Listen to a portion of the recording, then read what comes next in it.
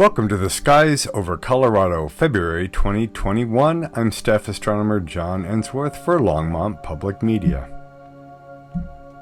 In the news this month, we have a new planetary radar system that has come online. This was installed at the Green Bank Radio Telescope in West Virginia. That is the largest steerable dish on Earth. The largest dish on Earth is in China. This one is 100 meters or 328 feet in diameter. A telescope has been in operation on this site since 1956. The original collapsed in 1988. This utilizes the National Radio Astronomical Observatory's Very Long Baseline Array, including telescopes in the U.S., Hawaii, St. Croix in the Caribbean. And what they've been able to do with this initial test is to radar image the Apollo 15 landing site. What you're seeing here is not a photograph, even though that's what it looks like. This is purely a radar image. That is amazing detail, so good for them. This month, the planets are hiding behind the sun. We're going to return to this later in the video as our observing challenge. We're going to take a look at an image from the SOHO Solar Observing Heliospheric Observatory that is always staring directly at the sun. What you see here is the vane holding a little mask. The actual size of the sun is this white circle in the middle. And you can see really close to the Sun, Venus, Jupiter, Saturn, and Mercury, and the star cluster of the Pleiades that we've covered in earlier videos. Jupiter and Saturn are still close together after their conjunction that hopefully you saw in December.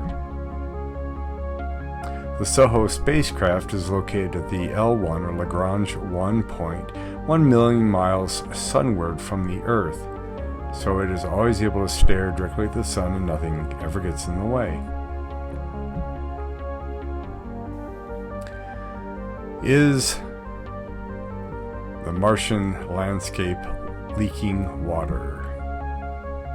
We have known for a long time that on the walls of some craters there are dark markings that look like water, which would at this very low pressure have to be a very briny, high salty, slurry version of water leaking out and trickling down the walls of the crater before it evaporates.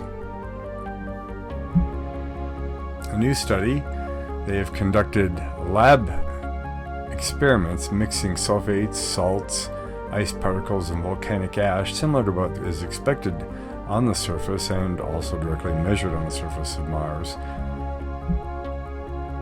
And they found that the grains do get covered by slushy water, and then over time winds can jostle these loose, forming dryish landslides.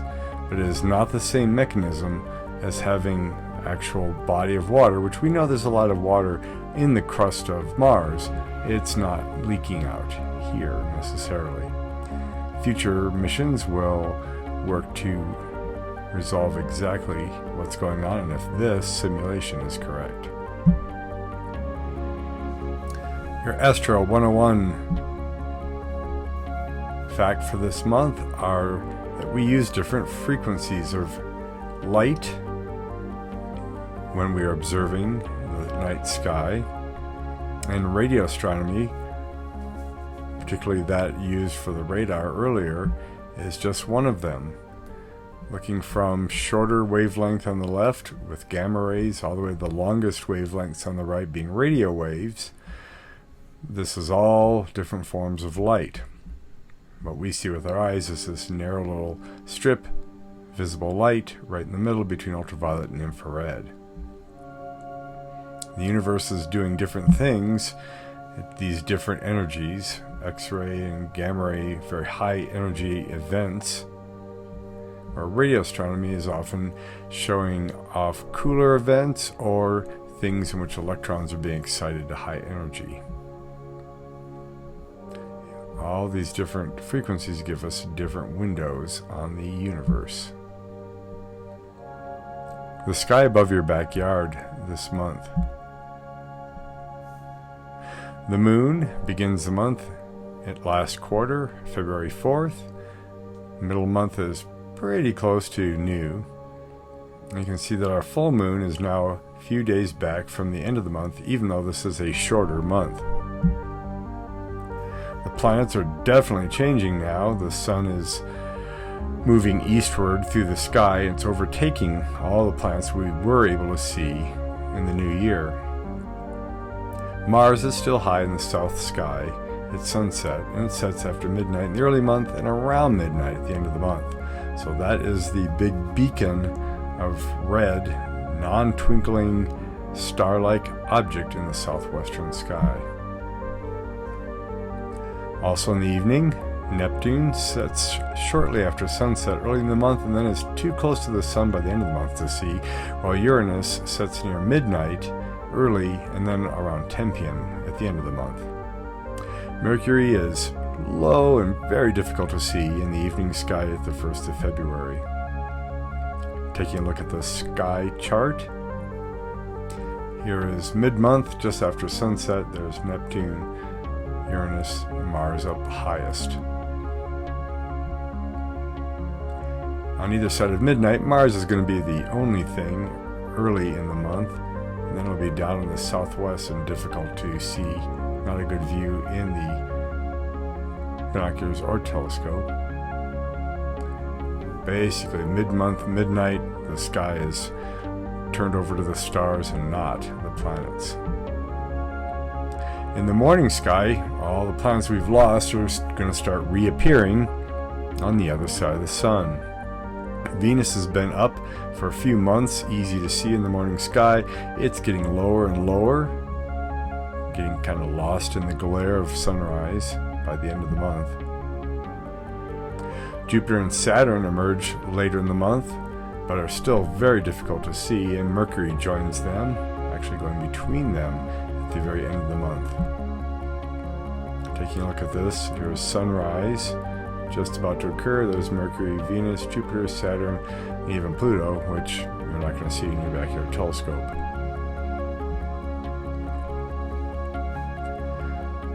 Sunrise begins the month at 7:07 a.m.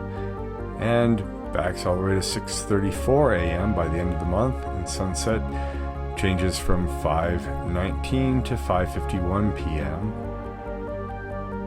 We are gaining almost a full hour of daylight by the end of February, and the sun is definitely climbing in the sky.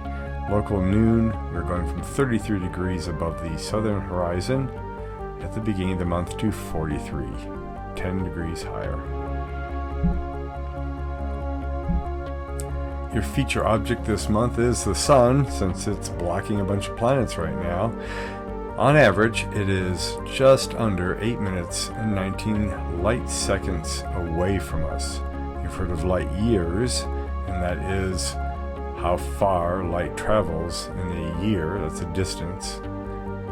But in this case, the sun's so close that its light gets here in just over 8 minutes.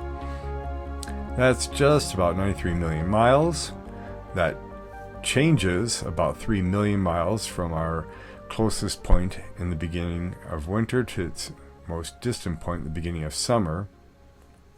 The sun is 29,000 light years from the black hole in the center of our galaxy, and it doesn't rotate like a big solid body. It's a ball of gas.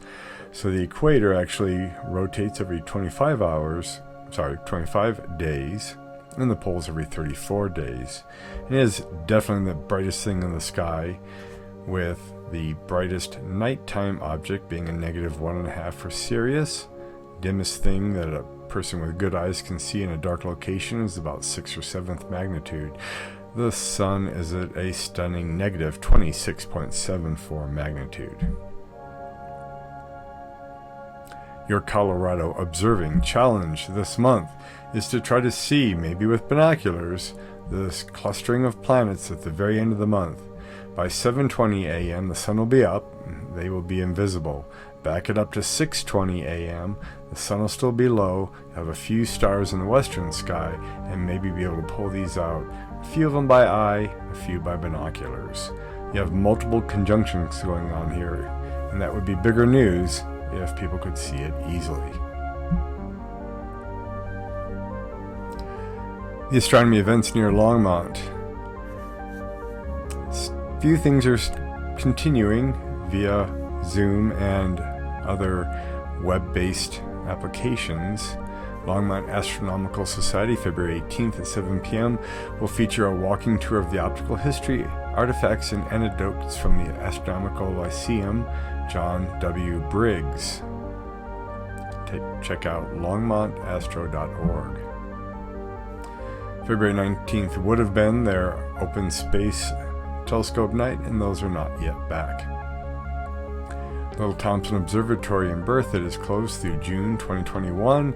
Possible Zoom meetings. I'm going to try to present a talk on axions, a dark matter possibility, in February. We'll see if we can get everything to work. Estes Park Memorial Observatory is remaining closed to the end of February. They will determine what to do after that. It's a smaller community up there, and they could conceivably figure out who's got all the shots and open up a little early. Northern Colorado Astronomical Society took a break over Christmas, and they will be picking up February 4th, 2021, 6:15 p.m. with Charlie Davis, Texas Star Party, and McDonald Observatory webcast. That'll be very interesting. The visiting the Fisk Planetarium Observatory is closed, but they will have a live event February 11th at 7 p.m. The future of the autonomous self, personal autonomy, social oppression, and social media. The observatory will have every Wednesday at 3 p.m. live shows going from February 3rd to April 28th on their YouTube channel. Check out colorado.edu/SBO. This month, my suggested reading or software would be another desktop software program called Starry nightpro Plus 8. It's for both PC and Mac. And this is the software that I use to generate the star maps you saw earlier in this video.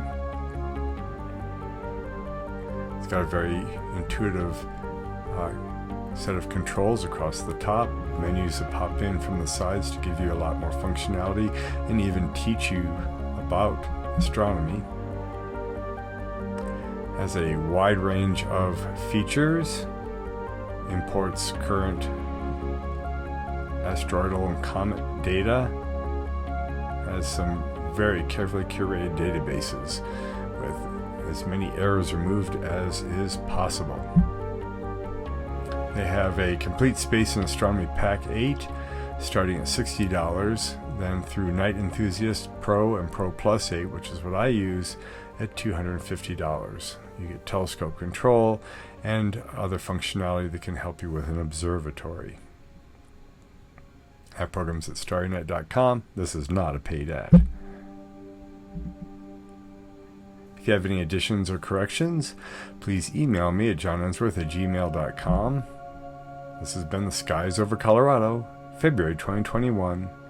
Keep looking up.